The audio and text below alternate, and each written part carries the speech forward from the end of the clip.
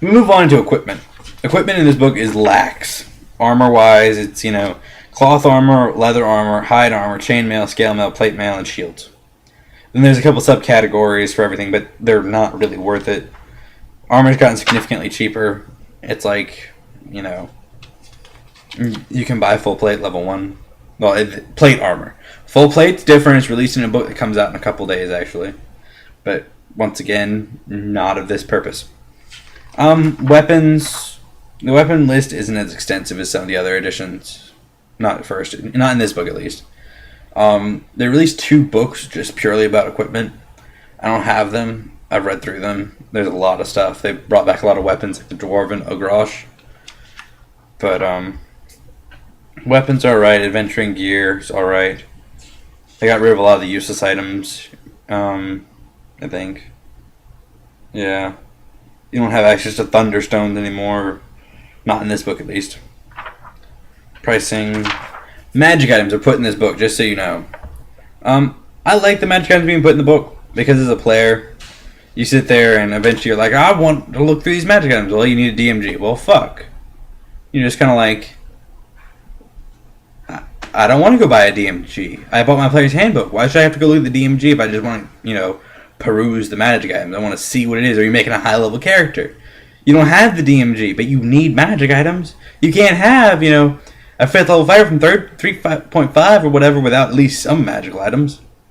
Or, 15th level, as I just had to make the other couple weeks ago, 15th level character. You gotta have magic items. You can't not have them, and you're not going to be powerful enough. Then it goes into adventuring and how it's done and exploration and just the combat system, how it works. It's pretty much the same. I think it actually is the same, except they introduced opportunity actions, which are like opportunity attacks, and some special abilities. And then interrupts, which you can do. Opportunities you can do once per combatant turn. Interrupts you can do once per round. You gotta make that distinction. It's very, very, very important. They put in ongoing damage, which I love. It makes combat very fluid. I kind of like how they did away with the saves. Fort, reflex, and will. They've now made them defenses of their own that you can, kind of like an AC. I like it.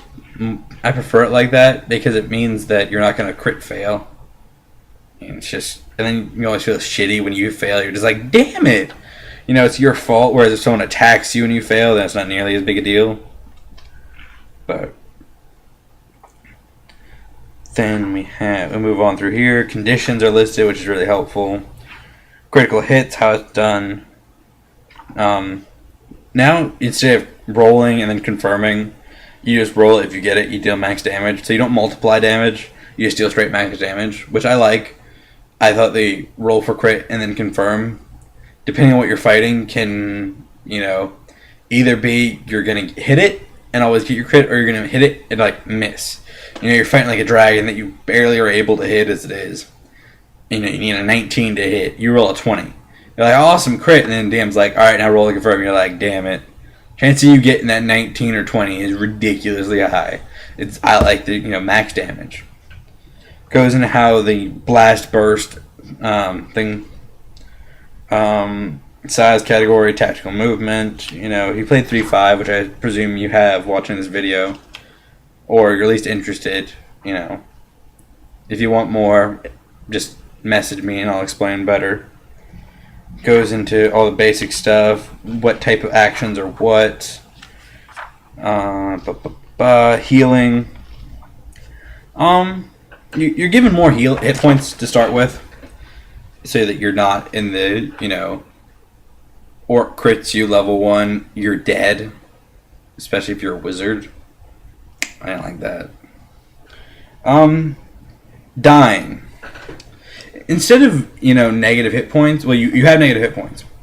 What happens is, once you hit -1, you enter the dying stage. Dying, you do not lose hit points.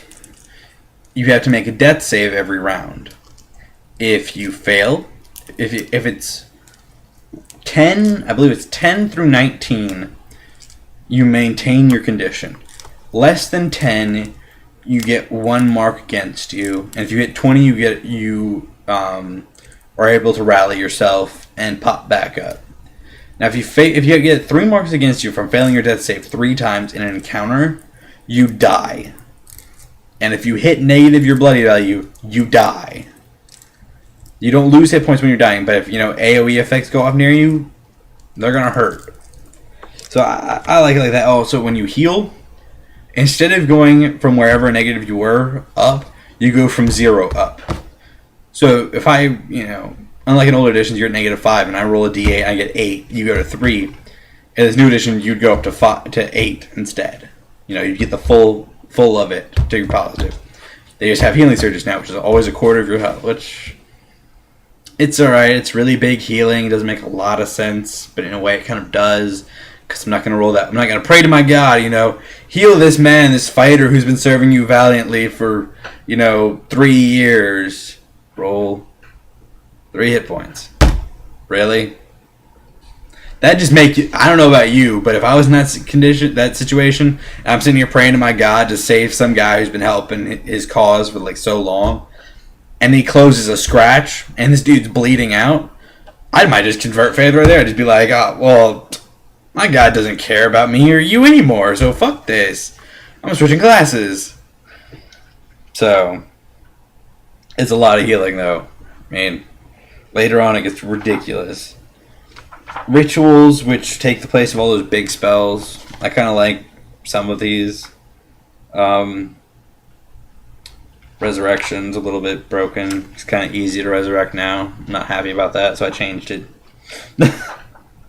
I made it so that it's a skill challenge to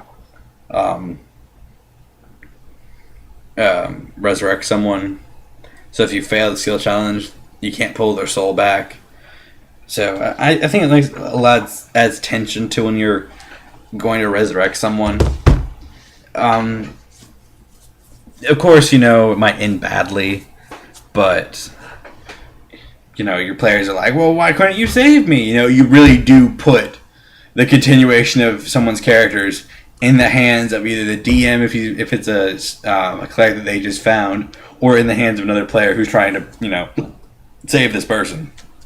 So I like it. They released a lot of errata for 4E, for at least the player's handbook.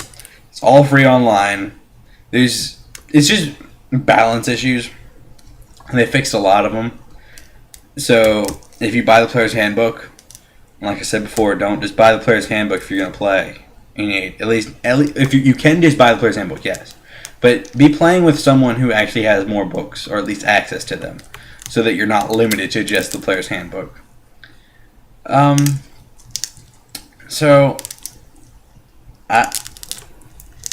It's a good system. Player's handbook itself is weak. It really is. It's got a lot of cool concepts. It's the building blocks of the new concept. But, you need the errata. It balances out. I was talking about Turn Undead earlier. It really does level it up. That ability was so ridiculously broken early on. It's just, I walk into a giant room and I clear the undead out just because, it was too large, it was too much high damage, so they changed it. But I recommend playing 4E. Obviously there are problems with it. Combat's slow as hell, but we'll get to that in other videos. But yep, that's my review of the Player's Handbook 1 for 4th edition. If you've got questions, leave a comment or message me. If you've got an opposing view, message me or comment. Prefer comment though, because that way everyone can see. If your opinion is different from mine, that's completely fine. My opinion may not be yours. Just, don't come at me guns blazing. That's just a dick move. So, until next time, have a good one.